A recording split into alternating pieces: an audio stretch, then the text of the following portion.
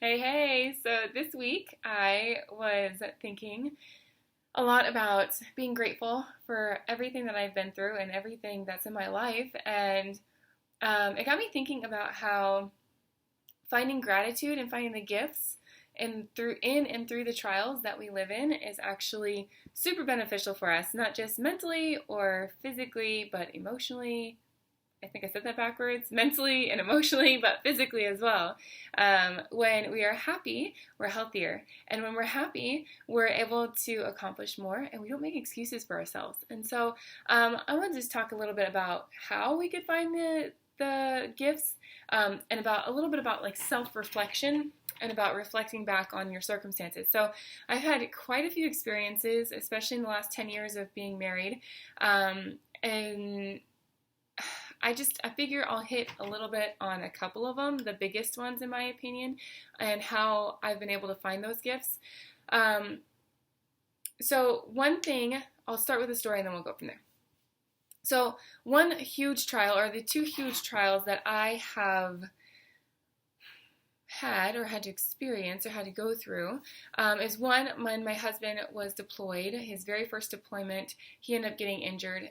He was too close to an explosive and he got blown up essentially. And we spent about 20, almost 30 days in the hospital with that. And it caused a lot of issues, not just with him physically, but with our family, his family especially. And it made it so that there were a lot of other issues caused by that. And I honestly feel like that trial specifically was for us to learn to come together and to be stronger as a couple. Looking back at it, I can see that, whereas when I was in the middle of everything, I couldn't see that. And so now, over the years, I've worked at looking at my problems from the outside instead.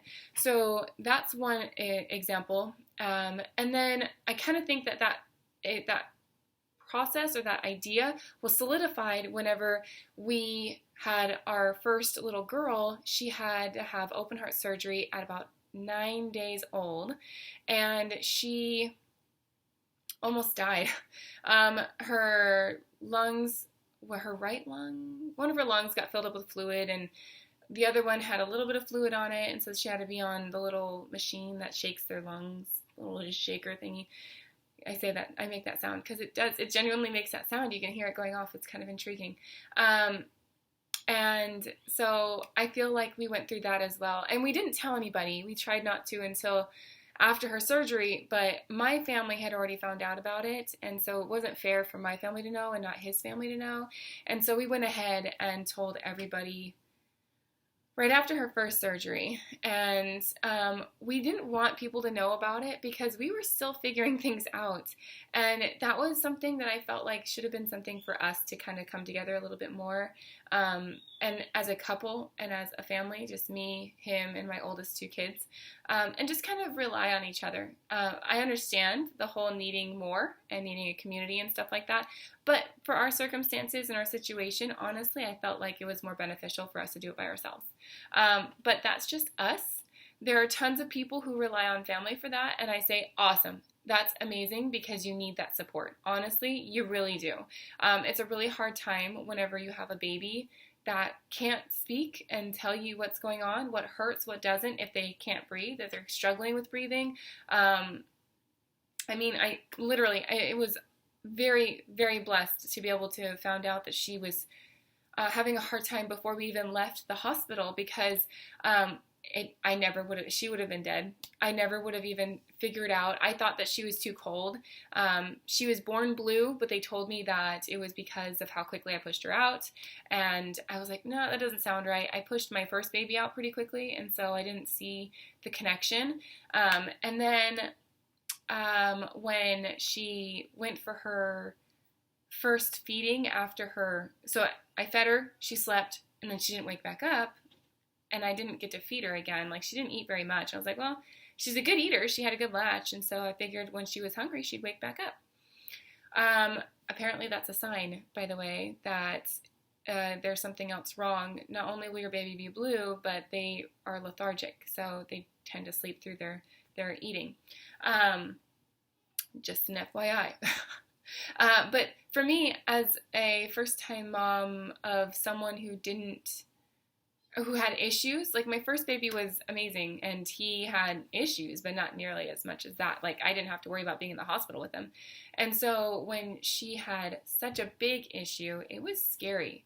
And I just wanted my husband to be able to talk to and to be able to work through with him on everything that was going on. And so for us, I feel like that trial for us was to learn how to communicate together and learn how to pull together and work together better. So I feel like the first trial, because it was back to back. So one was shortly after my oldest was born, about 6 months after my oldest was born. And then the second one, obviously, was when my second was born. And that was about 2-year gap, almost exactly 2 years.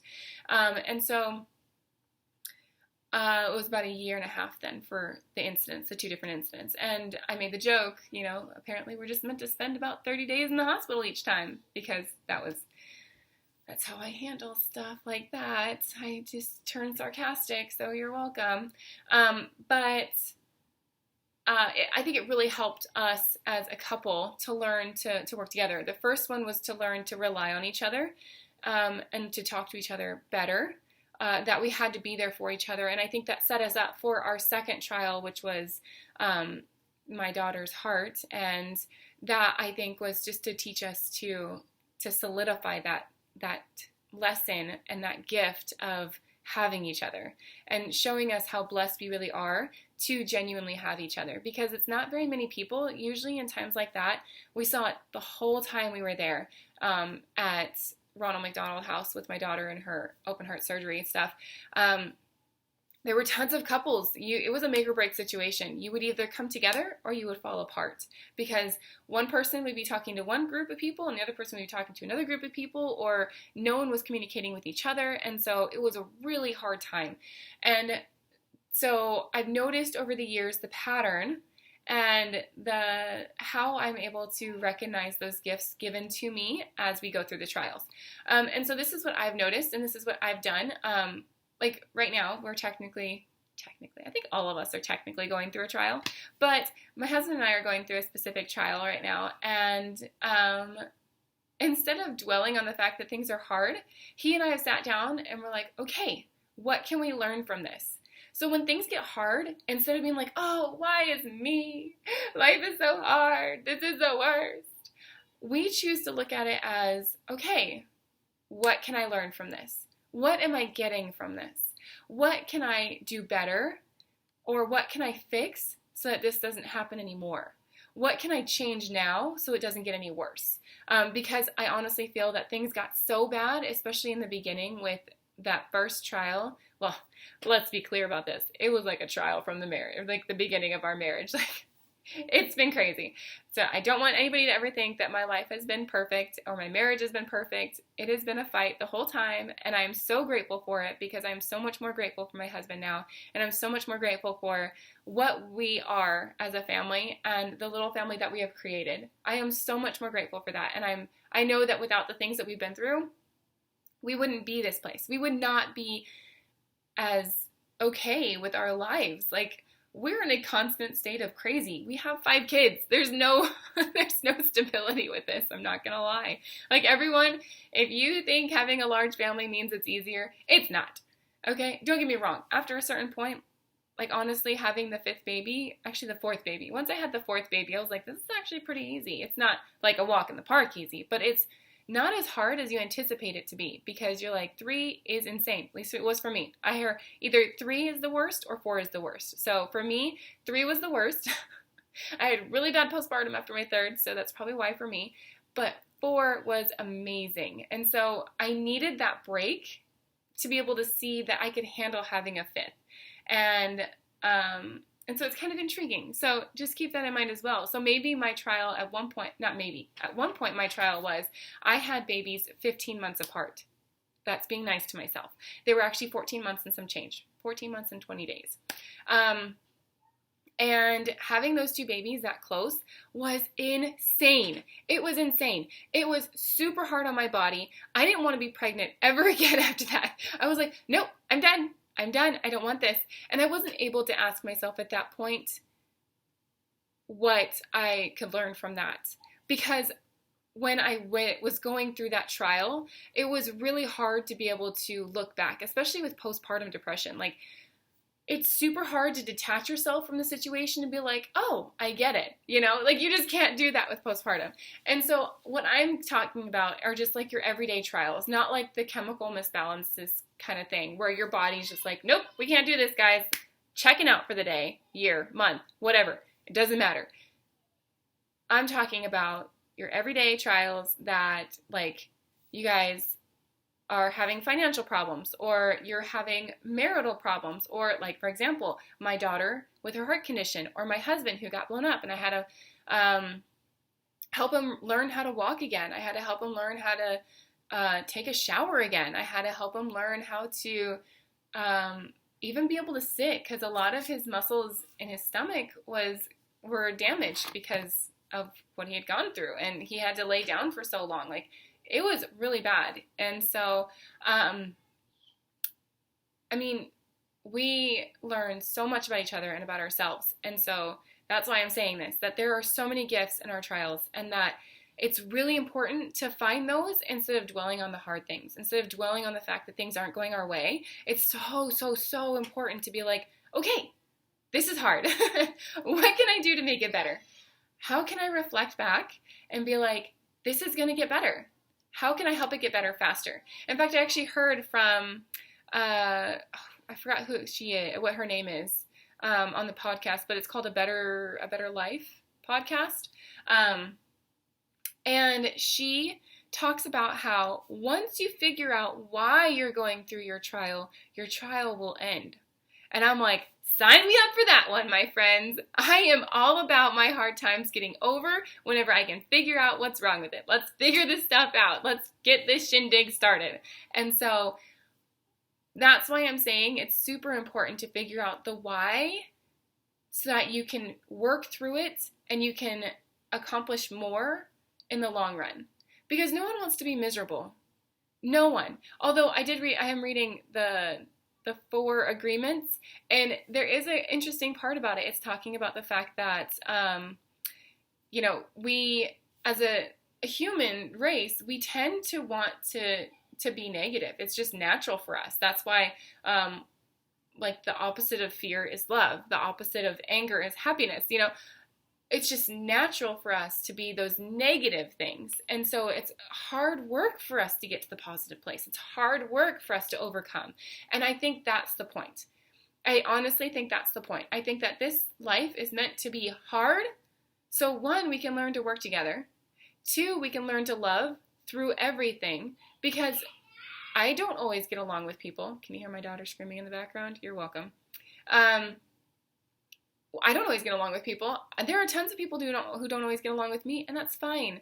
Not everyone's personality is going to match, and I am okay with that.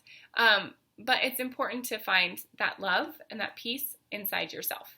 And especially when you're going through trials, it's going to be super important for you to focus on what you can control, which is how you're going to react to the trial, and not what you can't control, which is the trial itself, right? Whether it's financial difficulties, whether it's your child's hurt, or whether you have to help your spouse learn how to walk all over again, whether it's your marriage is falling apart. By the way, there are tons of amazing books out there about helping your marriage. So if you would like, drop me a comment below and we can talk, because I love those books. Those are actually my favorite books to read, not because my marriage has always been horrible or is hard, but it's just honestly because I feel like those are the books that people tend to overlook the most. And they have so many good little nuggets, and they tend to say not the same thing, but similar things, or like explain it in different ways. So that way, when it all comes together and when you read all of them, you're like, this makes so much more sense. Life is not supposed to be this crazy. Life is not supposed to be out of control, but it is supposed to be hard. And it is supposed to help you. And this is how it's going to help you. Find the good, find the blessings, look for the gifts, find the meaning of it, find the hard things in your trials, and understand what you're supposed to learn, what the universe is trying to teach you, what God is trying to teach you, whatever you believe in. Look for the meaning behind the hard times. Because as you do that, your hard times will start to go away, because you'll understand the purpose behind it. And when you understand the purpose behind things, they tend to not be as difficult anymore. That's why as children we ask why all the time. Why? Why am I supposed to do this? Why am I supposed to do that? I don't understand. Why? Why? Why don't you do this? You know what I'm saying? So think about that. And let me know how this goes for you and if it helps. If you have any tips and tricks about finding the gifts and the good things and the happiness and the blessings, that's a good word for it, in your trials. I hope to see you guys next week. Like, subscribe, and share, and spread the love.